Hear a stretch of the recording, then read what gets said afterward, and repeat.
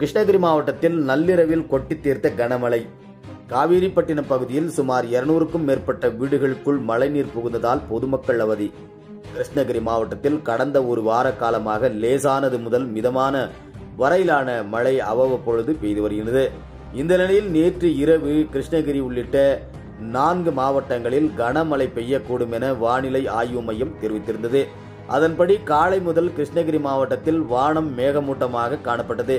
தொடர்ந்து நள்ளிரவு திடீரென கனமழை கொட்டி தீர்த்து மாவட்டம் முழுவதும் நெடுங்கல், போச்சம்பள்ளி, பொனுகொண்டாபுரம், கிருஷ்ணகிரி, பாரூர் உள்ளிட்ட பல்வேறு பகுதிகளில் கனமழை பெய்து இந்த கனமழையின் காரணமாக காவேரிப்பட்டினம் எம்ஜிஆர் நகர் பகுதியில் உள்ள குடியிருப்புகளுக்குள் மழைநீர் புகுந்து அங்குள்ள சுமார் 200க்கும் மேற்பட்ட வீடுகளுக்குள் மழைநீர் புகுந்ததால் பொதுமக்கள் இரவு முழுவதும் அவதிக்குள்ளாயினார்கள். எம்ஜிஆர் நகர் பகுதி முழுவதும் சுமார் 5 அடி உயரத்திற்கு மழைநீர் தெருக்களில் பெருகெடுத்து ஓடியது.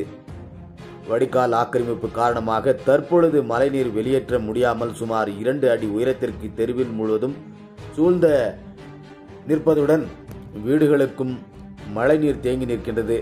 இதனால் பொதுமக்கள் மிகுந்த அவதிக்கு உள்ளாகியுள்ளனர்.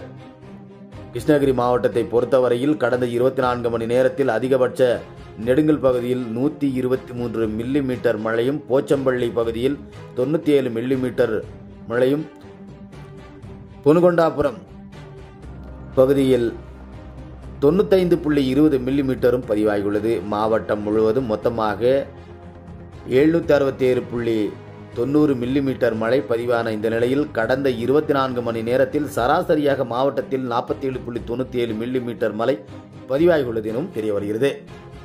எதிர்நீச்சல் செய்திகளுக்காக செல்வமுடன் ராமச்சந்திரன்.